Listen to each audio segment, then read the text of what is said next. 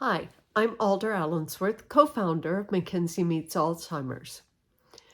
I wanted to talk today about someone with Alzheimer's making up words. There comes a point in the disease where people cannot find the right word to say at the right time, and so they start making up words. And I remember one morning I asked my mom, "How you feeling today, Mom?" And she says to me, "I feel thonky." And I kind of looked at her and I said, "What's thonky mean?" She goes, you know, thonky, thonky. And she kind of held her head, kind of thonky. I said, "Oh, I'm so sorry, Mom. It doesn't look like it feels very good to feel thonky." And she goes, no, it doesn't." And I said, "Why don't we have some breakfast? Maybe that will help." And she agreed, and we sat down and we had a lovely breakfast. And then she said she was tired. So I suggested she go and lie down a little bit and rest. And later, she got up from her nap, and I said, "Hey, Mom, how are you feeling?" And she looked at me and smiled and kind of nodded, and I knew she was feeling better. But thonky became the word for our family.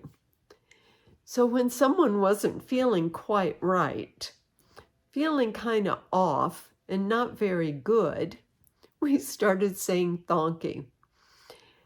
It was incorporated into our everyday vocabulary.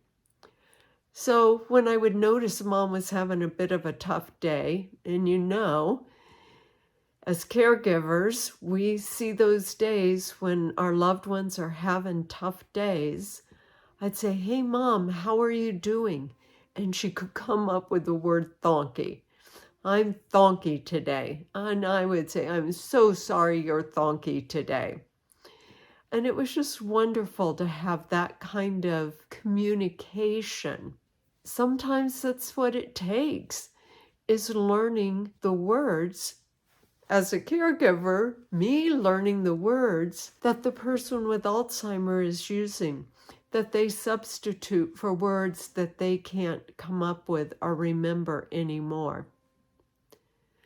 So for more tips, information, and activities on Alzheimer's, and including children in the Alzheimer's conversation, because sometimes children feel thonky too, go to our website, www.mackenziemeetsalzheimers.com.